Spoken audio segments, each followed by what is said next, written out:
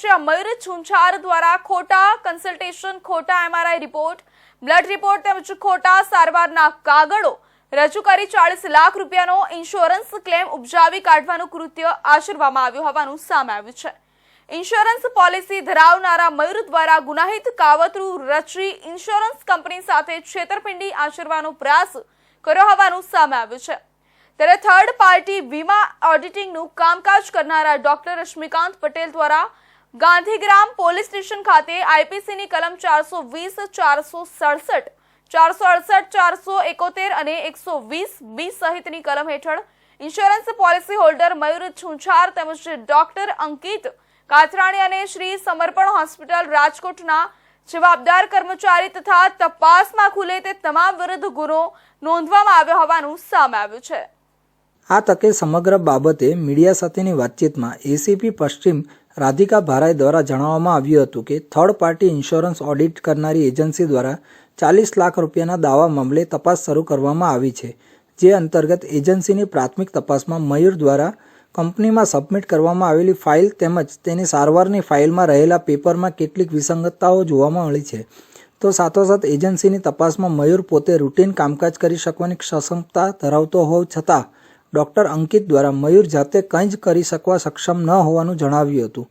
એજન્સીની તપાસમાં રાજકોટ શહેરની સિવિલ હોસ્પિટલ ખાતે આવેલી સહયોગ ઇમેજિંગ સેન્ટર ખાતે પણ MRIના રિપોર્ટ બાબતે તપાસ કરવામાં આવતા રિપોર્ટ બનાવટી હોવાનું સામે આવ્યું હતું, તેમજ હોસ્પિટલના દાખલ સમય તેમજ લેબોરેટરીના રિપોર્ટ સમયમાં પણ વિસંગતતાઓ જણાઈ હતી। ફિનિક્સ એશ્યોરન્સ પ્રાઇવેટ લિમિટેડ કંપનીના MD છે ડોક્ટર રશ્મિકાંત પટેલ દ્વારા ગુનો નોંધવામાં આવેલો છે। આ જે કંપની છે એ ઇન્સ્યોરન્સ કંપનીઝ માટે થર્ડ પાર્ટી ચકાસણી જે કરવાની હોય છે એજન્સીએ, કે જે તે વ્યક્તિએ ક્લેમ રજૂ કરેલો છે તો એના પેપર સાચા છે કે કેમ એ વ્યક્તિની રૂબરૂ મુલાકાત લઈ અને એની કન્ડિશનની ચકાસણી કરવાની હોય છે। આ ફિનિક્સના જે MD છે રશ્મિકાંત પટેલ, એમના ધ્યાન પર આવેલ કે એમની પાસે ક્લેમ આઈસીઆઈસીઆઈ લોમ્બાર્ડ જનરલ ઇન્સ્યોરન્સમાં એક ક્લેમ મયુર છુંછાર નામના વ્યક્તિએ એક ક્લેમ રજૂ કરેલો હતો, જેમાં તેને પેરાલિસિસનો અટેક આવેલો એ પ્રકારના સારવારના કાગળો અને હોસ્પિટલની ફાઇલ રજૂ કરવામાં આવેલી હતી। આ જે મયુર છુંછાર છે એના ઘરે વિઝિટ કરતા આ લોકો જે હોસ્પિટલની ફાઇલ અને મયુર છુંછાર દ્વારા રજૂ કરવામાં આવેલી ફાઇલ હતી આની ચકાસણી કરવામાં આવી। આ બંને ફાઇલમાં જે સારવારના કાગળો હતા એ અલગ પ્રકારના હતા, એટલે એ શંકા ઉપજાવ્યા હતા। સાથે મયુર છુંછારની ઘરે વિઝિટ કરવા ગયા ત્યારે એમના ઘરે ડોક્ટર અંકિત કાથરાણી કે જે ફિઝિયોથેરાપિસ્ટ છે એ આજે મયુર છુંછાર છે એમને એક્સરસાઇઝ કરાવતા હતા અને એમણે બધું હેન્ડ રિટન લખીને આપેલું હતું કે આ વ્યક્તિને આટલી તકલીફ છે અને એના માટે એણે ક્લેમ રજૂ કરેલો છે અને સાચા ડોક્યુમેન્ટ રજૂ કરેલા છે। આ પ્રકારનું ડોક્ટર અંકિત દ્વારા લખીને આપવામાં આવેલું હતું। હા, એમણે એક MRI કરાવેલો હતો અને એ MRIની ડોક્યુમેન્ટ્સ જે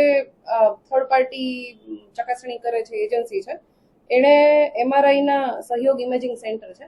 ત્યાંના MRIના પેપર્સ રજૂ કરેલા હતા, પણ આ જે એજન્સી છે એણે સહયોગ ઇમેજિંગ સેન્ટરમાં સિવિલ રાજકોટમાં ચેક કર્યું તો આ પ્રકારનો કોઈ MRI રાજકોટ સિવિલની સહયોગમાં થયેલો નહોતો। મતલબ કે આ જે MRIના પેપર્સ છે એ પણ આ જે આરોપીઓ છે એમના દ્વારા ખોટા બનાવવામાં આવેલા હતા। સમગ્ર મામલે હાલ ગાંધીગ્રામ પોલીસ દ્વારા ડોક્ટર અંકિત કાથરાણીની અટકાયત કરવામાં આવી છે, જ્યારે કે આરોપી મયુરની શોધખોળ હાથ ધરવામાં આવી છે। પોલીસની પ્રાથમિક તપાસમાં મયુર ઉપર દેવું વધી જતા તેણે દેવું દૂર કરવા માટે ખોટો ક્લેમ ડોક્ટર અંકિત તેમજ શ્રી સમર્પણ હોસ્પિટલના કર્મચારી કે અન્ય કોઈ વ્યક્તિના સહયોગથી કર્યો હોવાનું હાલ